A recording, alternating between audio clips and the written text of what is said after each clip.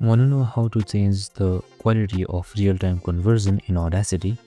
Well, in this video, I'm going to show you a step-by-step guide to easily do it. So let's get right into it. Now first up, open up Audacity and then simply go to Edit on this menu right here, navigate towards it and left click on it. Now down here on the bottom, there is Preferences.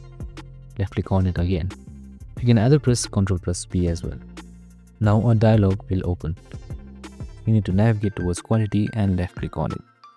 Now here is real-time conversion, the one we needed. And on the sample rate converter, there is a drop-down menu. Simply select medium quality and then you can change the quality as well. You can choose low quality for faster performance, for the slower performance but a good quality. So you can choose it accordingly, and once you're done, just simply press OK. And that's it.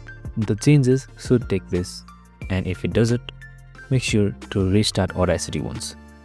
And that's it. It's as easy as that. I hope this video helped. If it did, make sure to like, subscribe and tune in with us for more related videos. See you in the next one.